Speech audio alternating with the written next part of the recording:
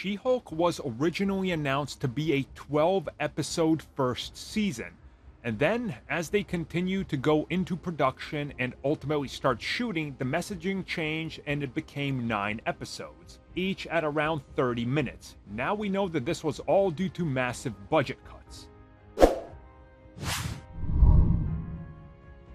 So this info was revealed by the writer of the series, Jessica Gao, who sat down and talked to Variety about approaching the project for the first time and getting to write the first drafts.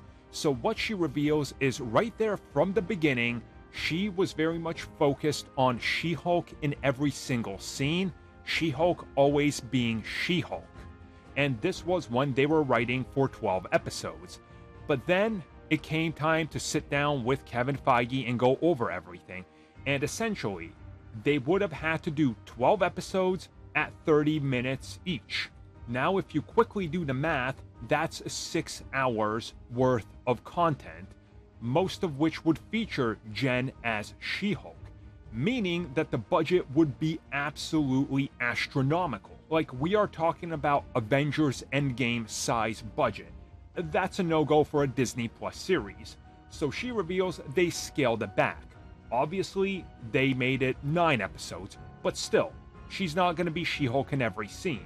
So the writer reveals they went back in and then they started to figure out how can we add more Jen scenes in there so she's not morphed the entire time, so the Hulk isn't in every scene, so there's not Hulks in everything, because again, we got to be aware of our budget, because let's be real, She-Hulk is not going to be the most expensive thing they're going to make, because the character, 1, is not as popular as some of the other characters, but 2, it's going to be an uphill battle to convince everybody to spend $300 million on She-Hulk when you could spend that same amount of money on producing like 3 other shows. Like Ms. Marvel and Moon Knight combined aren't even close to that. So again, you got to be aware of this budget. So they really just sat down, scaled it back, worked out how to put more Jen in here, how to balance the characters' transformations and what to do in terms of, balancing everything out so it doesn't get to be so ridiculous that they can't make it.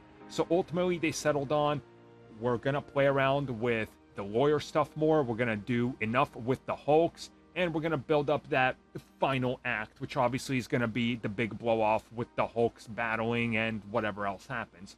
And in typical Marvel fashion, as we've seen so far, that's kind of the formula. Hulk at the beginning, probably the middle, and then at the end, you're going to get the big blow-off. Just like Ms. Marvel, Moon Knight, and just about every other series, which I think honestly is a good balance. We can't have every episode just loaded with non-stop action, but when it builds up to the payoff, it'll be good.